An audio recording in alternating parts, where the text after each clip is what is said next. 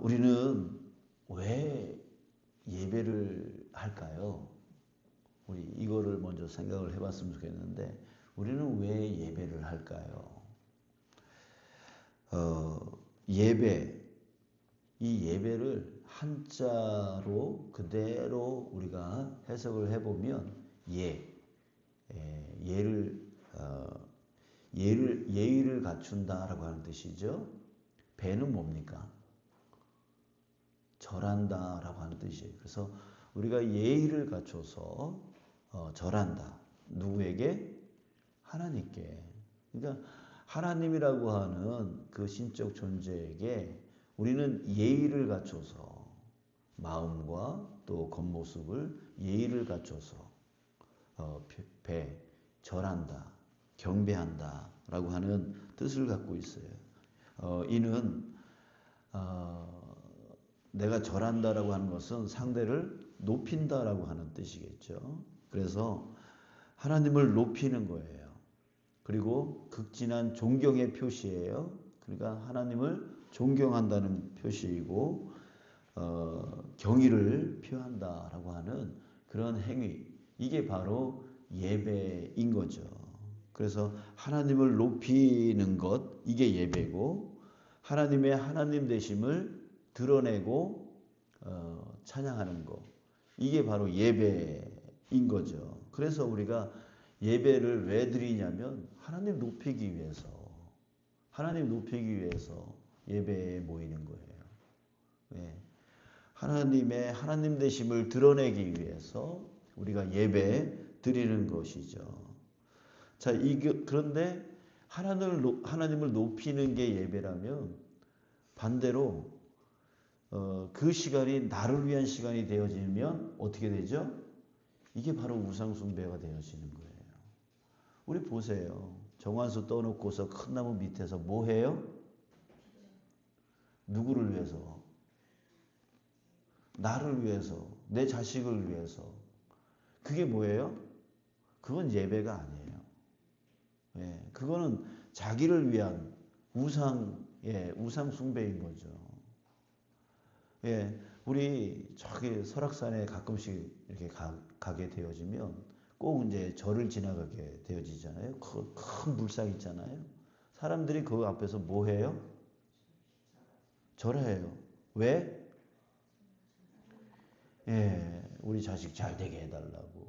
거기 기와장 뭐 10,000원, 20,000원 뭐 이렇게 사는 거 있어요. 거기 글씨 이렇게 써놓은 거 보면, 예, 부처를 위한 글은 없어요.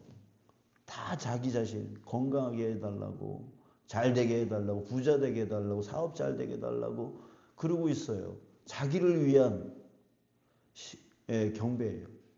자기를 위한 간구밖에 없어요. 이게 뭐예요? 우상숭배예요. 예배라고 하는 것은 그 신의 우리가 믿는 그 대상을 높이고 그분 되심을 드러내는 것. 이게 바로 예배라고요. 나를 위한 시간이 되지면 저 세상 저 우상숭배와 우리가 뭐가 다르겠습니까? 그래서 예배 시간 되면 하나님께 집중해야 돼요. 하나님을 높여야 돼요. 하나님 앞에 내가 낮아져야 돼요. 하나님의 하나님 되심을 드러내야 돼요. 자, 이것에 가장 부합되고 가장 직접적인 행위가 뭐냐면 바로 찬양이에요. 찬양의 그 가사를 통해서 하나님의 하나님 되심을 우리는 드러내요. 하나님을 높여요. 이게 바로 찬양의 가장 직접적인 표현, 가장 부합되는, 예배에 가장 부합되는 그런 것이 바로 찬양, 기도, 말씀 중에 가장 중요한 건 찬양이라고요. 근데 여러분, 우리가 찬양 부르는 것을 뭐라고 생각해요? 그냥 예배 준비한다고 생각해요. 예. 그래서 그 시간에 뭐 해요? 그냥 돌아다녀요. 예. 돌아다니고 그냥 옆 사람하고 떠들고, 예. 찬양 잘 부르는 사람들 툭툭 건드리면서 막 말 걸고. 여러분 뭐 하는 거예요? 성령 방해를 하는 거예요. 하나님을 시편 22편 3절에 보면 뭐라 그러냐면 찬송 중에 계시는 주여 주는 거룩하시니다. 하나님이 어디 계신다고요? 찬송 중에 거신다. 찬송을 부르고 있을 때, 하나님을 만나는 거예요. 또 시편 100편 4절 보면 감사함으로 그의 문에 들어가며 찬송함으로 그의 궁정에 들어가서 그에게 감사하며 그의 이름을 송축할지어다. 예, 감사와 찬송을 통해서 우리는 하나님 앞에 나아가서 하나님을 만날 수 있는 거예요. 그런데 찬송 잘 부르고 있는 사람은 툭툭 건들고, 왜? 그러고 있는 거 그 자체가 뭐예요? 성령 방해. 하나님을 만나는 것을 방해하는 거예요. 여러분 다른 건 다 용서받아도 성령 방해의 죄는 용서받지 못한다고 그랬어요. 좀 우리가 지금 무슨 짓을 하고 있는지를 잘 모르면서 그 일을 습관적으로 하고 있다고요. 아무 생각 없이 예배드리고 있다고요.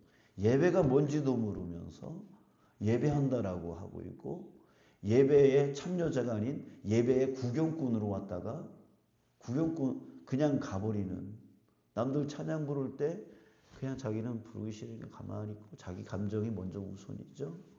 예.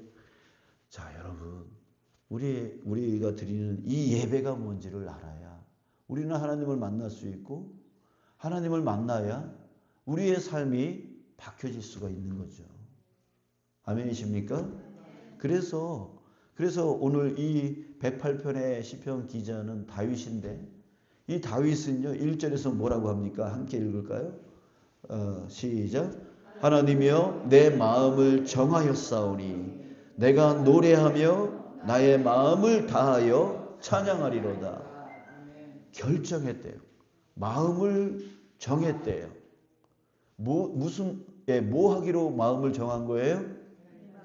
노래하기로, 마음을 다하여 찬양하기로 정했대요. 예, 정했대요. 정했다, 결정했다라고 하는 말은 무슨 뜻입니까? 어떤 상황 속에서도, 어떤 내 감정 속에서도 그럴 상황, 내가 찬양할 상황이 아닐지라도, 찬송할 상황이 아닐지라도 그럼에도 내가 하나님을 찬양하겠다라고 하는 결정이에요. 아유, 상황이 안 좋아서요. 아유, 나 지금 찬양할 기분이 아니에요. 예, 이거에 따라서 찬양하고 말고가 아니라 결정했다라고 하는 것은 내가 어떤 상황, 찬송하지 못할 상황, 예배하지 못할 상황, 그런 감정이 아닐지라도 그럼에도 나는 하나님을 찬양하겠다. 이게 바로 다윗의 마음이었어요. 예, 다윗의 마음이었어요. 그래서 다윗은 어렸을 때부터 양치기를 했을 때, 그 양치기를 했을 때 항상 뭘 했어요? 하나님을 찬양했어요. 외로워요, 힘들어요, 어려워요, 피곤해요. 그런데 그럼에도 불구하고 하나님을 찬양했어요. 찬양하지 못할 상황 가운데서도 찬양했어요. 그 삶이 어디로 가요? 삶으로 가요. 삶으로 가면 삶 속에서도요, 내가 죄의 유혹을 받고 있을 때, 아니야, 나는 하나님을 찬양해야 돼 라고 하면서 삶의 찬양이 나오게 되어져요. 하나님을 진정으로 높일 수 있는 자가 삶에서도 하나님을 진정으로 높이는 거죠. 예, 하나님을 노래로 찬양할 때, 아유, 난 지금 기분이 아니니까. 이거는 뭐냐? 하나님을 무시하는 거잖아요. 그렇게 하나님을 무시하는 자가 삶에서 하나님을 높일 수 있을까요? 없어요. 그 마음이, 아예 하나님을 찬양할 마음이 없기 때문에 삶에서도요, 하나님을 높일 마음이 없는 거예요. 자기 마음대로 자기 뜻대로 하게 되어지는 것이죠. 자, 여러분, 다윗이요, 왜 자기가 마음으로 하나님을 찬양하기로 결정했는지 그 이유 두 가지를 우리에게 말해주고 있어요. 자, 두 가지 이유는 뭐냐면 4절 한번 보겠습니다. 주의 인자하심이 하늘보다 높으시며 주의 진실은 궁창에까지 이르나이다. 자, 하나님을 찬양해야 되는, 하나님을 찬양하기로 결정한 이유는 뭐냐면 주의 인자하심이 하늘보다 높기 때문에, 주님이 베풀어 주신 은혜가 너무 많다는 얘기예요. 여러분, 여러분의 삶을 되돌아보십시오. 예, 되돌아보십시오. 하나님이 부어주신 은혜가 얼마나 커요. 얼마나 많아요. 그거를 기억하는 거예요. 그래서 감사함으로 그의 문에 들어가며 라고 돼 있죠. 예, 감사함으로. 감사가 있는 거죠. 한 주 동안에 나를 지켜주신, 나를 이끌어주신, 내 삶 가운데 개입하여 주셔서 나를 도와주신 그 하나님의 그 은혜를 기억할 때 우리는 감사함으로 그의 문에 들어가고 찬송함으로 그의 궁정에 들어가서 그를 감사와 찬송으로 영광 올려드리는 시간. 이게 바로 예배라고요. 그러니까 다윗은 자신의 삶 가운데 하나님이 너무나 크게 역사해 주셨던 그것을 감사하며 하나님을 찬양하고 있는, 우리가 하나님을 찬양해야 될 이유가 바로 거기에 있는 거죠. 거기에 있는 거예요. 자, 두 번째 이유는 뭐냐면 13절 우리가 하나님을 의지하고 용감히 행하리니 그는 우리의 대적들을 밟으실 자이심이라. 그는 우리의 대적들을 밟으실 자이심이니라 라고 했어요. 승리를 얘기하는데, 여러분 이 시편 108편은 언제 어느 상황에서 쓰여졌냐면 에돔이라고 하는 나라와 지금 전쟁을 앞둔 상황에서 이 시편을 쓴 거예요. 근데 이전에 11절에 보면 하나님이여 주께서 우리를 버리지 아니하셨나이까? 하나님이여 주께서 우리의 군대들과 함께 나아가지 아니하시나이다. 함께 나아가지 아니하시나이다. 여러분, 전쟁이라고 하는 것은 하나님과 함께할 때 승리하고 하나님과 함께하지 않을 때에 실패했어요. 패배했어요. 예, 다윗은 이것을 알고 있었어요. 이 전쟁의 키는 누구에게 있다? 하나님께 있다. 근데 하나님이 함께하지 않는다? 이거는 정말 필패죠. 필패. 반드시 패배한 거예요. 하나님이 함께하시면 내가 아무리 약해도 반드시 필승한다는 거예요. 예, 승리한다는 거예요. 여러분 그렇잖아요. 여리고성 전투 앞에서 이스라엘 백성들은 어떻게 했어요? 그 여리고성 앞에서 이스라엘 백성들은 아무것도 아니었어요. 예, 무기도 여리고성 안에 있는 그 군사들이 더 철제 무기를 갖고 있었고 이 사람들은 그냥 뭐 갖고 있어요? 예, 나팔 불 줄은 알고, 예, 농기구, 막대기 들고 있었고 아무런 힘이 없었어요. 그런데 하나님이 함께 하니까 어떻게 됐어요? 무너져 버렸어요, 여리고성이. 그런데 아이성 만만했죠. 예, 만만했죠. 그 아이성 전투에서 아간의 죄 때문에 하나님이 함께하지 않았어요. 나는 너희들과 함께하지 않겠다. 예, 너희들과 함께하지 않겠다. 왜? 너희들 안에 죄가 있기 때문이다 라고 말씀을 하신단 말이에요. 하나님이 함께하지 않았어요. 결국 어떻게 됐어요?